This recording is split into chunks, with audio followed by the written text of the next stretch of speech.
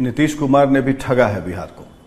नीतीश कुमार ने एक नहीं ठगा है, सबने ठगा है।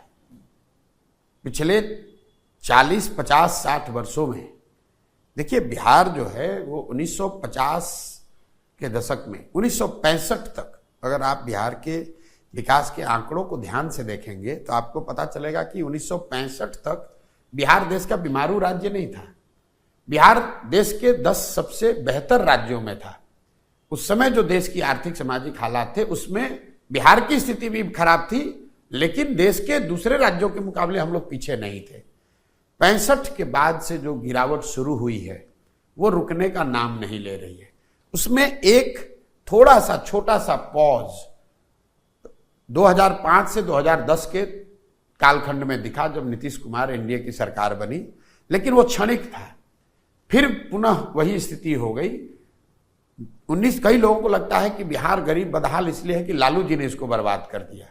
मैं आपको आंकड़ों से बता रहा हूं, 1990 में लालू जी जब मुख्यमंत्री बने, 1990 में ही देश का सबसे गरीब और पिछड़ा राज्य बिहार था। 15 साल लालू जी का राज चला, जिसको लोग जंगल राज बताते हैं, तो वो पिछड़ापन और बढ़ा। 2005 में जब नीतीश कुमार मुख्यमंत्री बने तो देश का सबसे गरीब, पिछड़ा, निरक्षर, भुखमरी, पलायन वाला राज्य बिहार था।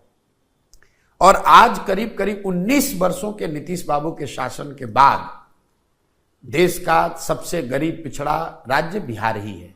हम लोग एक पायदान भी ऊपर नहीं बढ़े। कहीं ना कहीं ये आपको हमको मानना होगा कि जिस रास्ते पर बिहार का समाज, यहाँ की राजनीति, यहाँ के नेता चले हैं, उससे आप बिहार की स्थिति में आमूल चूल परिवर्तन की परिकल्पना नहीं कर सकते। ये बात प्रशांत किशोर नहीं कर रहे हैं, ये 30-40 वर्षों के आंकड़े बता रहे हैं, अनुभव बता रहा है।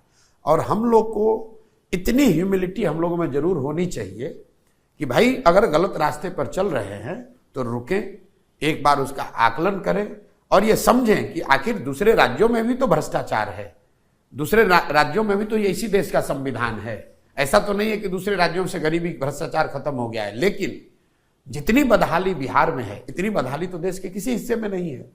तो कहीं ना कहीं ये सोच बिहार के जनमानस में आनी चाहिए और उस सोच के आधार पर इससे निकलने का प्रयास होना चाहिए, और उसी प्रयास के दिशा में जनसुराज एक ईमानदार कोशिश है।